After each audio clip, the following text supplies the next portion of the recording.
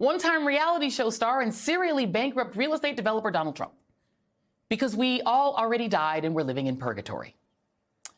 Several Republicans denounced that dinner, claiming to be outraged that Trump would do such a thing, despite the fact that it is completely in line with a lot of what he has done in the past, as well as what other members of the party are currently doing. I'm looking at you, Paul Gosar and Marjorie Taylor Greene, two sitting members of Congress, not retirees, sitting members who spoke this year at a conference for the organization that Fuentes founded.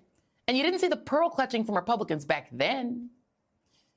And even if they are denouncing it now, it doesn't mean that they didn't give those very people a platform in the first place, or that members of the party don't regularly traffic in anti-Semitism adjacent hyperventilation over George Soros and globalism.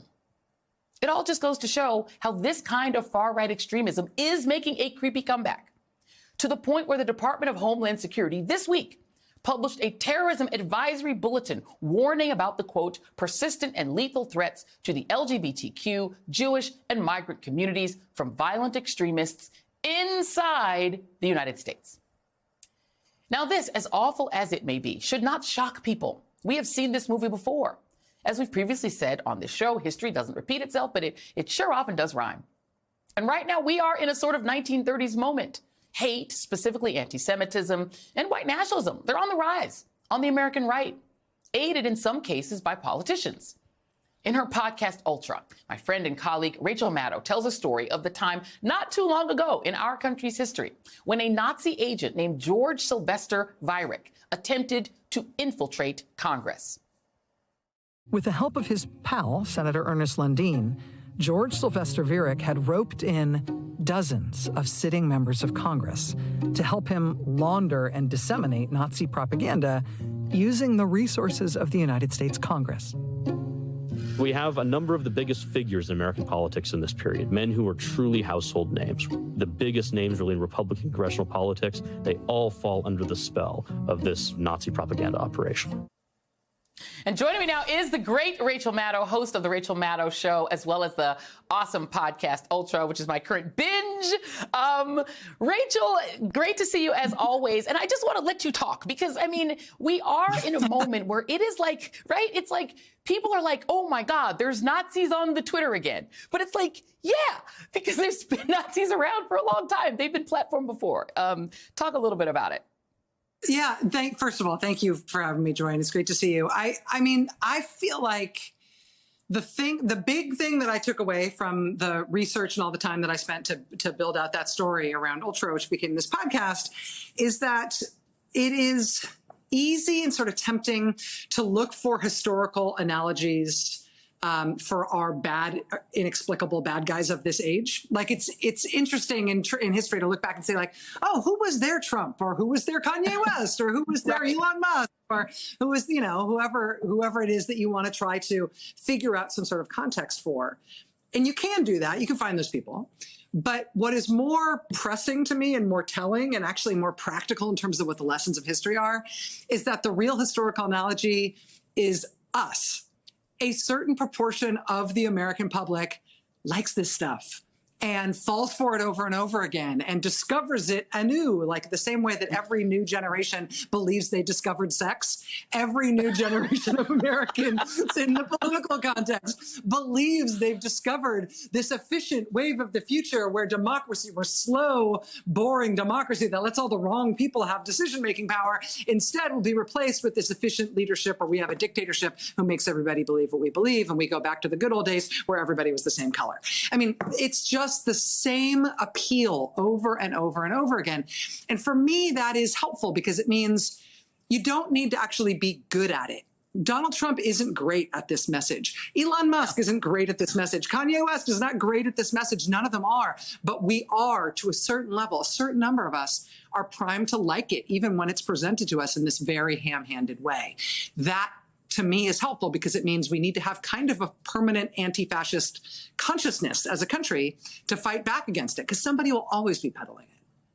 Yeah. I mean, the thing is I sometimes, I was having this conversation with a friend the other day that there's something about America that I think because it's such a young country without a like old origin story, right? If we really want to do an ancient origin story, we'd have to acknowledge the indigenous, right? Because they're the only people with an ancient story on this continent. Our sort of cultural story is super young. And so it feels like there's almost a constant quest to figure out like who's really controlling it all, right? And there's a sort of, it's almost like a substitute for religion. Like as America and the whole West becomes a little more secular, people are replacing it with this need to have someone is orchestrating the things that are going wrong in my life. Like, what's the ancient story? And, you know, here now you have for a lot of, and I'm not talking about people who are openly Nazis at all.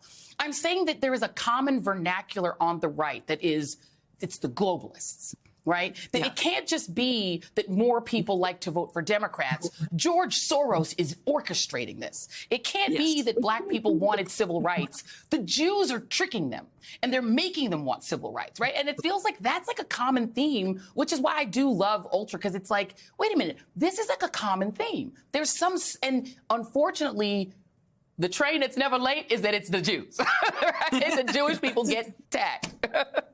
Always. And anti-Semitism and authoritarianism are always sistered together. Always, always, always. And when you see a not only a rise in the expression of anti-Semitism, but a sort of mainstreaming of it. And, you know, one of the major political parties of our two-party governing system flirting with it in a way that doesn't immediately get denounced throughout the political system, like that. There isn't a surprise, I think, that that's going with the sort of proto-authoritarian movements that you're seeing in that same part of that party. Those things always go together. But Joy, I think the larger point is exactly right, that there is, you know, there's an American democratic experiment, which is not ancient. We're a couple of centuries and still going. But the American democratic experiment is that a country that is made up of all different kinds of people from all over the place all get an equal say. And to the extent that that freaks you out, it's hard to argue, although some on the right now are, some on the ultra-right are. It's hard to argue, actually, we don't want American democracy anymore. Democracy is uncomfortable because we don't like everybody having a say. We prefer that just we have a say. It's easier to say our country has been hijacked by demonic forces and shady people behind the scenes that you can't see. That always lends itself toward anti-Semitism or toward whatever other kind of cabal you want to try to imagine. But at its core, it's just the thing you hide behind when what you don't want is to participate as an equal citizen with others who are different than you in a group decision-making process. You don't get to be in charge. You just get to be a citizen among many. And for people who don't want that, the cabal idea is where they often first go. Yeah, I mean, you know what's interesting? So Ben Collins was on the other night, last night, and he said something I thought was really smart, is that you have this radicalized elite now, right? So people like Donald Trump and people like Elon Musk, they're just subject to the same kind of radicalization that like kids in their basements are getting, right? That are coming up with conspiracy theories and they just believe the same ones. They just have this magnified power because of their wealth and their sort of, their kind of systemic kind of power. What did in Ultra, not to give away the ending, but we kind of know how historically it all ended.